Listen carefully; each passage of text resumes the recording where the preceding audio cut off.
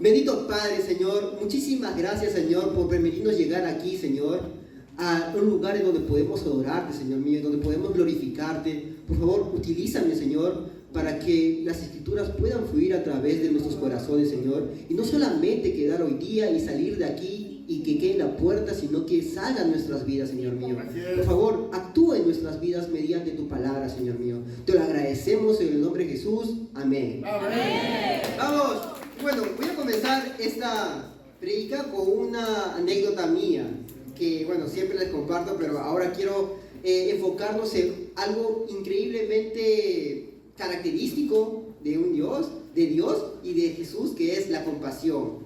Antes de yo conocer un poco lo de Dios, bueno, yo tenía 10 años, ya fue hace mucho. Yo vi en un parque una cajita donde estaban perros abandonados. Y pues era la primera vez que yo veía a un perrito o a un ser vivo sufrir.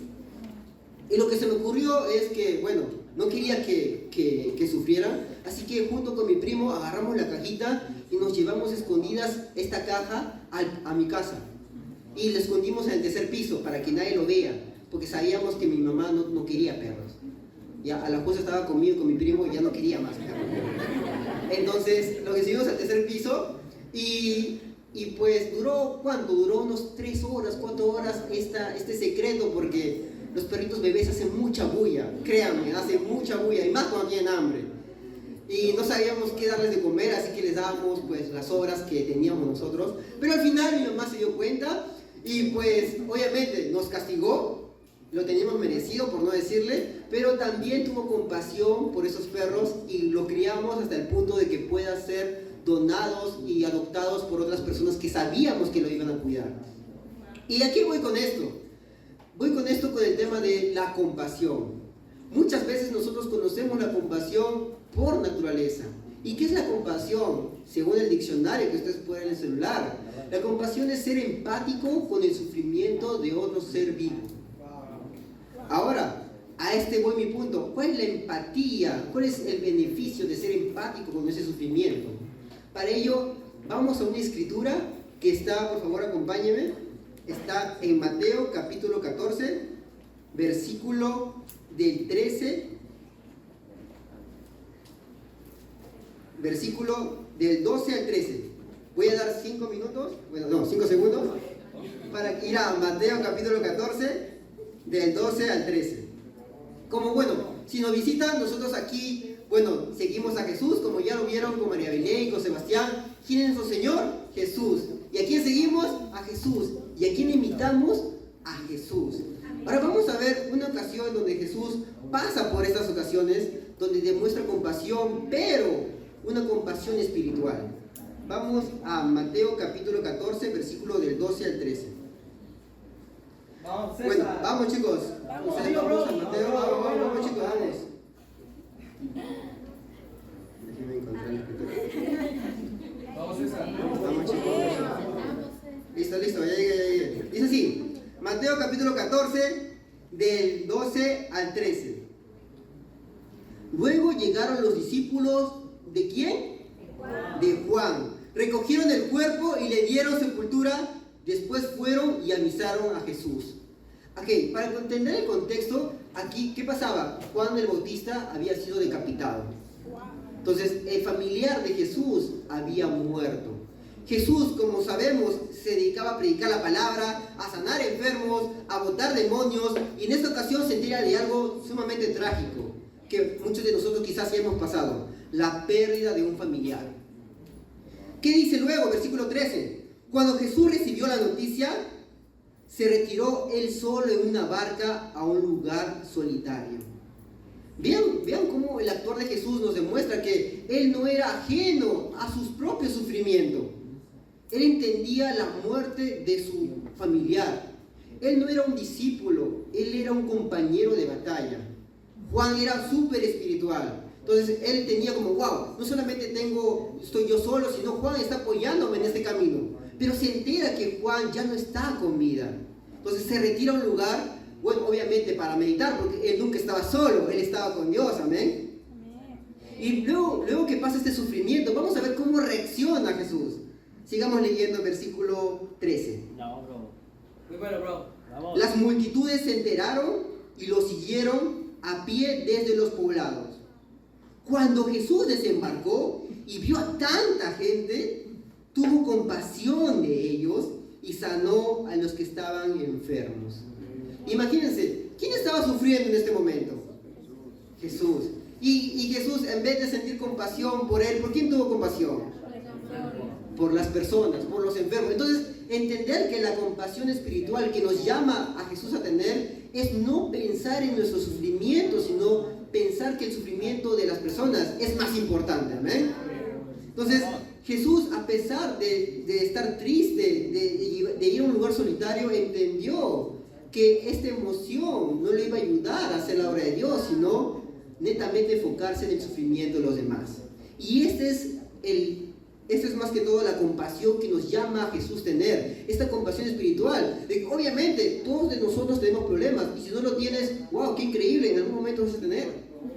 Pero a pesar de tus problemas y de tus sufrimientos, la compasión que nos llama a Jesús tener es siempre dedicarnos a ver el sufrimiento de los demás como más importante que nuestro sufrimiento.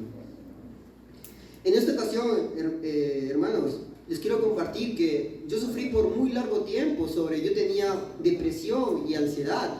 Y la verdad solamente me enfocaba en mí porque yo quería estar sano. Pero cuando conocí a Jesús, entendí que había muchas personas a quien ayudar afuera. Y que mi sufrimiento y mi ansiedad y mi depresión no era nada comparado con lo que había allá afuera. Y me dio fuerzas para seguir adelante, amén. Para salvar a esas personas que están sufriendo y que no tienen a Dios de su lado, amén. Entonces, ¿y por qué hablo de esto? Porque netamente, en esta escritura nos habla de que, ok, la compasión espiritual es ser empático con el sufrimiento de las personas y considerarla más que nuestros propios sufrimientos, amén.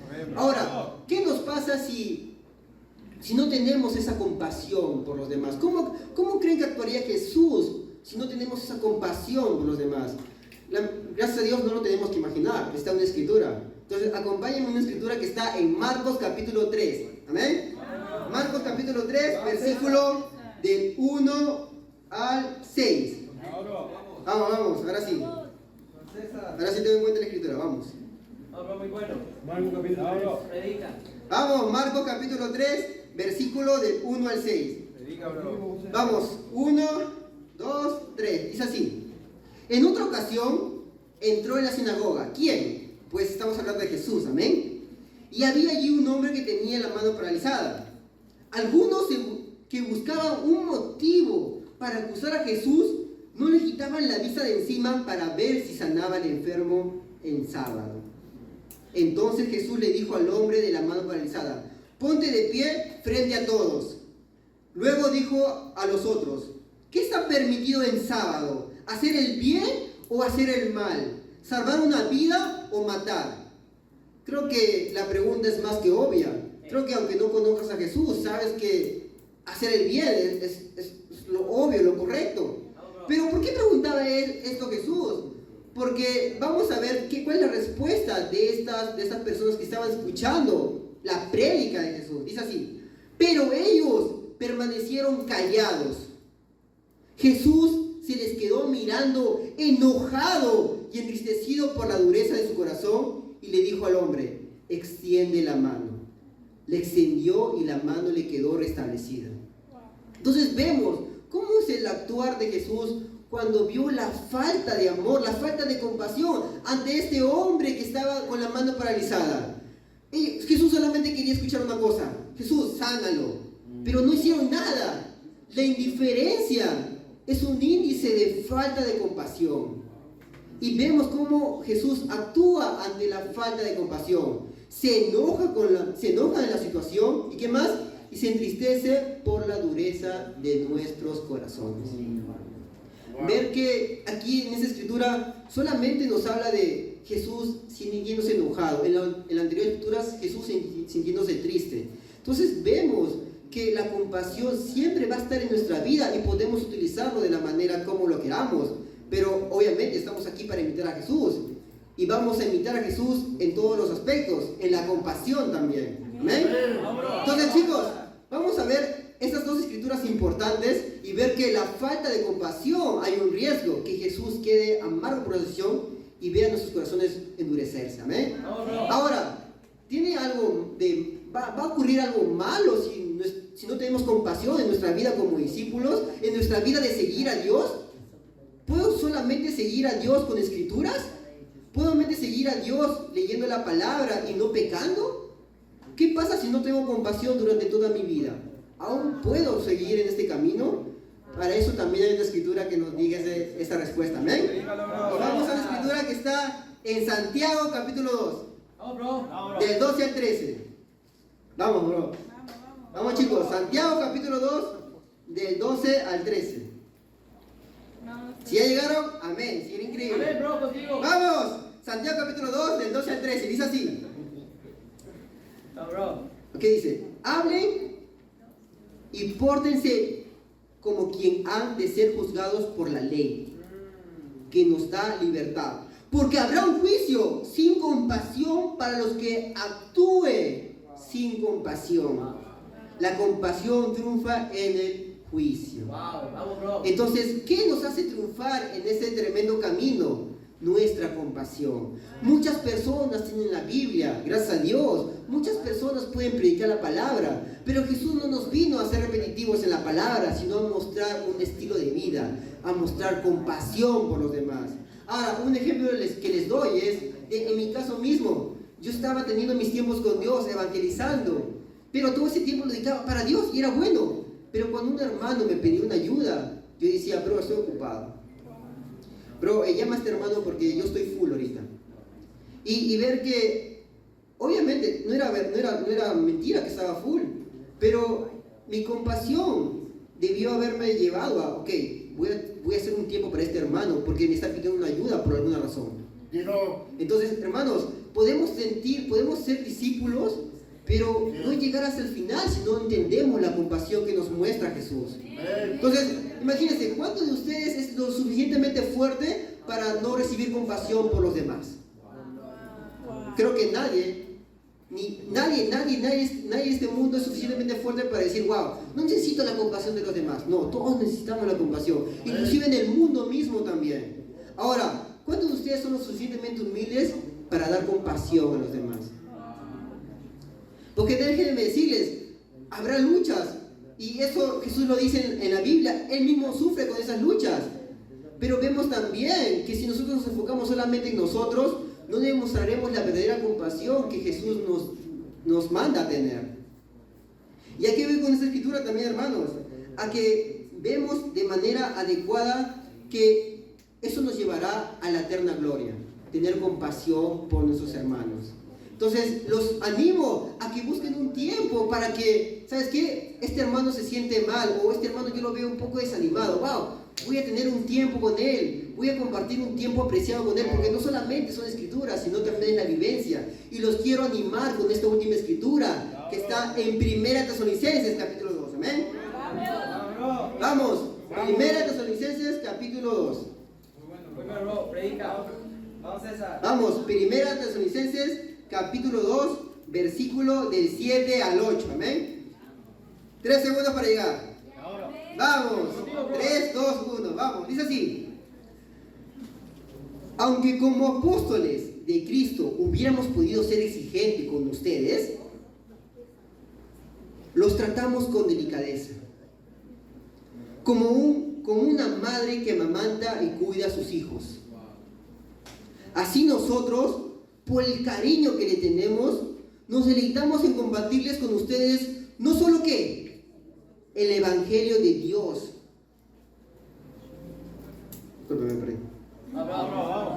Okay.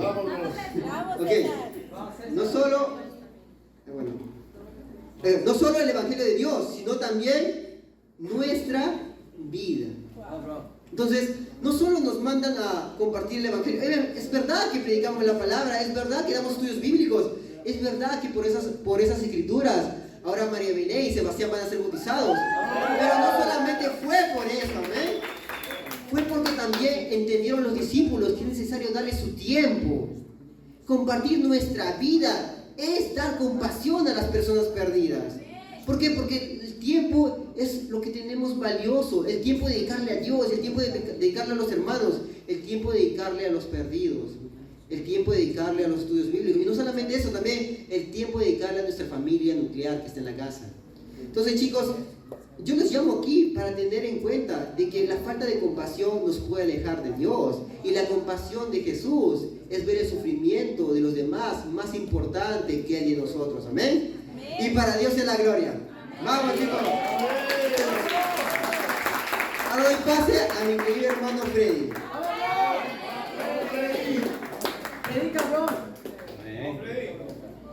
Bueno, muchísimas gracias César por esa increíble prédica, por ayudarnos a ver que, amén, tenemos que confiar también en Dios y en los planes que Él tiene, amén. Y yo, mi nombre es Freddy, para los que no me conocen, soy entrenador, aparte también estoy culminando mi carrera de ingeniería electrónica. Y ahora, bueno chicos, me tocó predicar, amén, la palabra de Dios, es lo más increíble que puedo hacer uno, amén. Como ustedes saben chicos, todos tenemos libre albedrío, ¿verdad? Cada uno puede decidir qué comer, no comer, si puede hacer deporte o no puede hacer deporte, qué ropa puede comprarse o no, amén. Cada uno tiene la decisión. Pero, a pesar de tener libre albedrío, todos y cada uno de nosotros vamos a pasar por adversidades. ¿Qué son adversidades? Problemas, enfermedades, falta de trabajo, etcétera. No sé, pero cada uno de nosotros va a pasar por algo en la vida. O tal vez la pérdida de un familiar. No lo sé. Chicos, ¿por qué estamos hablando de adversidades? Porque hay dos maneras de llevar las adversidades. Una sin Dios y otra con Dios. ¿Cuál es la mejor? Definitivamente con Dios. Amén. ¿Cómo vamos a llevar esto? Vamos a verlo a través de las Escrituras. Por eso el título de mi prédica es Perseverando espiritualmente en la adversidad. Amén. Como primer punto, tenemos dos puntos. El primer punto, acrisola tu fe. Vamos a ver en una primera escritura, en 1 de Pedro, capítulo 1, versículos 6 al 7. Acompáñenme chicos, 1 de Pedro, capítulo 1, versículo 6 al 7. Cuando llegan, me dicen amén. Amén. Perfecto. Entonces dice, esto es para ustedes motivo de gran alegría, a pesar de que hasta ahora han tenido que sufrir diversas pruebas por un tiempo. El oro, aunque perecedero, se acrisola al fuego. Así también, la fe de ustedes, que vale mucho más que el oro, al ser acrisolada por las pruebas, demostrará que es digna de aprobación, gloria y honor cuando Jesucristo se revele.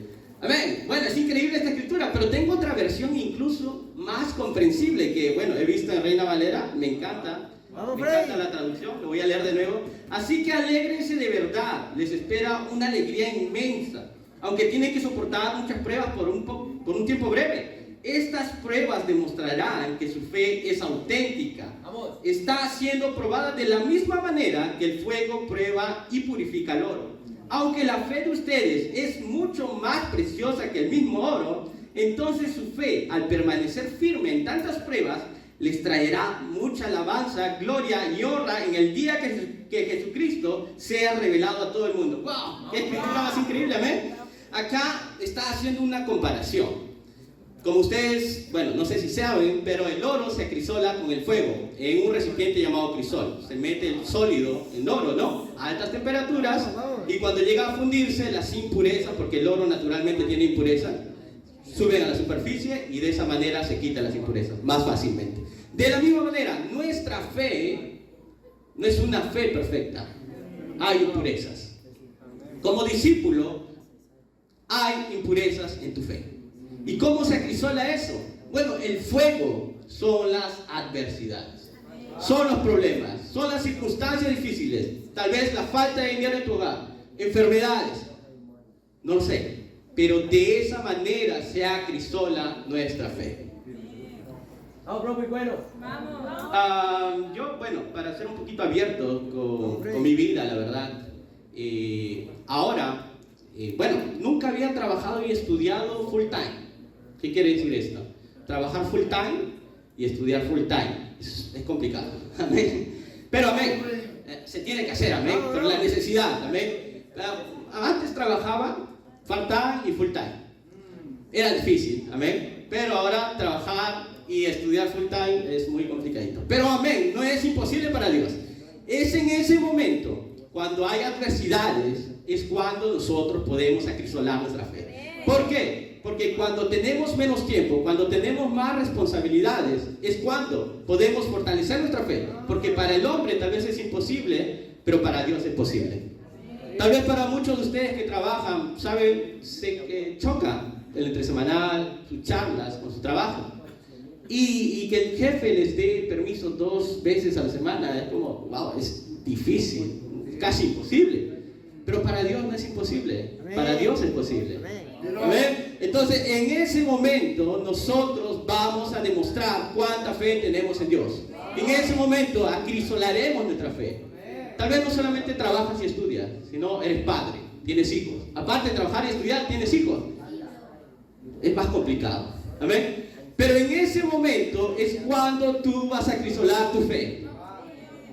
Porque si todo es fácil, porque si solamente tal vez te dedicas a una sola cosa, es trabajar y tienes tiempo, o tal vez solamente estudiar, o tal vez nada, pues es fácil darle prioridad al reino.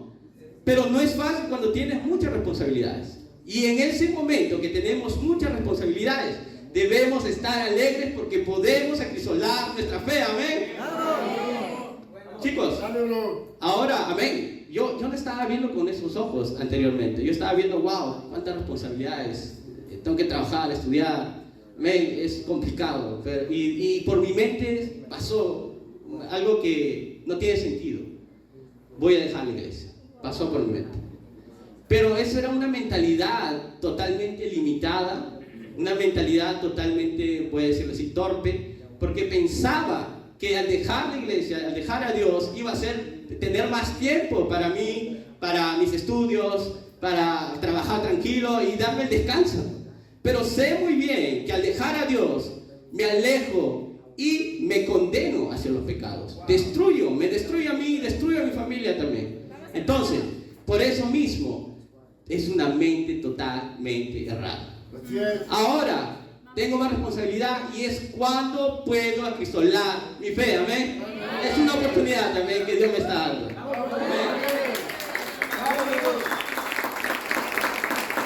Quiero darles un ejemplo también, algo muy importante como estábamos hablando de las pruebas, ¿no? Muchos acá son padres, tienen hijos pequeños, ¿verdad? Tal vez podemos pensar, wow, Dios, ¿por qué me das pruebas? ¿Por qué hay dificultades en mi vida? ¿Por qué? ¿Por qué es así conmigo? Tal vez hemos pensado eso. Yo he pensado eso muchas veces. Pero, chicos, no es que Dios te da pruebas, pero sí los permite que pasen. ¿Para qué? Bueno, muchos son padres acá, tienen hijos, bebés que empiezan a caminar, ¿verdad? Pero al momento de empezar a caminar, tiene que caerse. Es natural para que pueda aprender. O alguien que empieza a manejar una bicicleta tiene que caerse.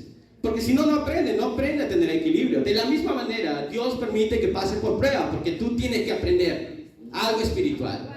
¿Qué es ese algo espiritual? Confiar en Dios en los momentos difíciles. Dios quiere que confíes en Él en los momentos difíciles y acudas a Él. Vamos a ver una escritura que nos va a hablar acerca de ello también.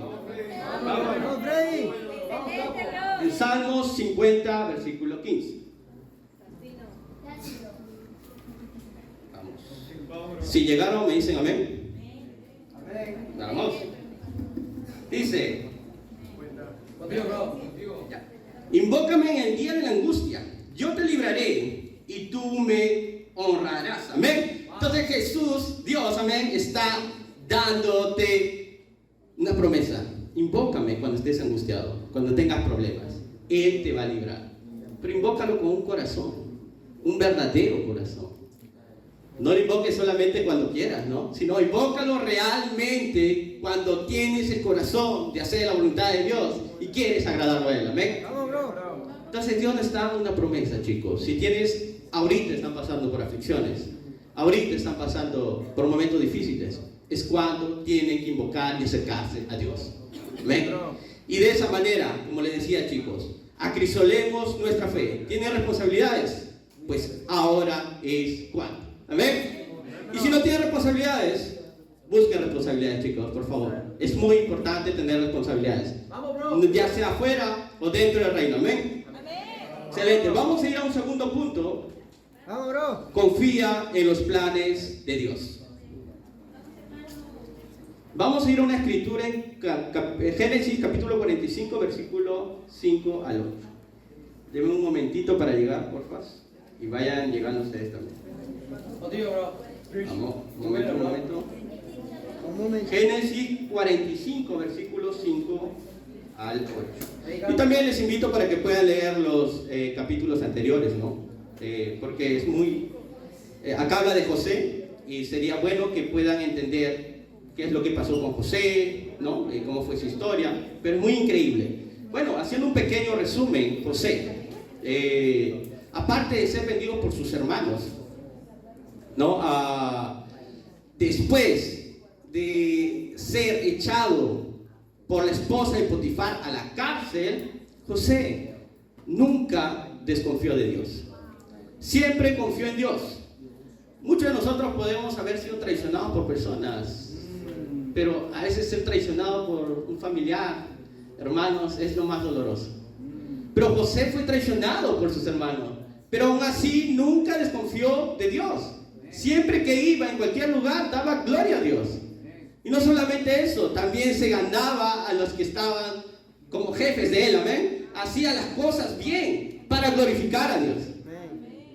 Y vamos a entender en esta parte de la escritura que José entiende por qué pasó todo eso. Amén. Vamos a 45 versículos 5 al 8. Dilo, bro.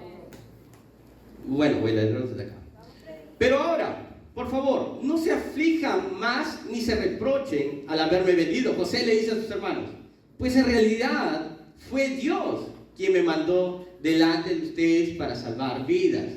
Desde hace 2 años la región está sufriendo de hambre y todavía faltan 5 años más en que no habrá siembras ni cosecha. Por eso Dios me envió delante de ustedes para salvarles la vida de manera extraordinaria y de ese modo asegurarles descendencia sobre la tierra. Fue Dios quien me envió aquí y no ustedes. Él me ha puesto como asesor del faraón y administrador de su casa y como gobernador de todo Egipto. ¡Wow! José, después de pasar tantos infortunios, tantas traiciones de sus hermanos, después de haber sido echado por la esposa de Potifar a la cárcel, José nunca perdió la fe en Dios. Y Dios tenía planes para José. ¿Planes de qué? De ayudar a su familia y a las personas en todas esas poblaciones, porque gracias a lo que José había interpretado con respecto al sueño del faraón de los 7 años de hambruna, José, gracias a Dios, él pudo saber qué hacer y así poder que las personas puedan tener alimento por 7 años. ¿Amén? Entonces, Dios tenía un plan para José. Pasó adversidades, pero mediante esas adversidades se logró el plan que tenía Dios. Amén. Como hablábamos delante, chicos, para acrisolar nuestra fe, para depurar nuestra fe, tenemos que pasar por adversidades. De la misma manera, Dios tiene un plan para cada uno de nosotros, pero vamos a pasar por adversidades, problemas. Tal vez pensamos, wow, ¿por qué me está pasando esto? Es que Dios tiene un plan para ti. Dios tiene un plan para tu familia. Dios tiene un plan para el Perú, amén, y para el mundo. Entonces, cuando tengan problemas, es para que cada uno seamos capacitados, para que nuestra fe pueda crecer. Amén. Vamos. José nunca dudó de Dios. Pero yo quiero hacerles una pregunta. ¿Cómo están ahorita ustedes? ¿Tienen problemas? ¿Algunos enfermos? ¿Están confiando en Dios en este momento?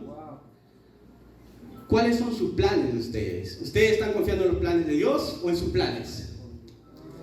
¿Están pensando crecer espiritualmente por Dios o están pensando crecer espiritualmente por sus planes, incluso dentro del reino?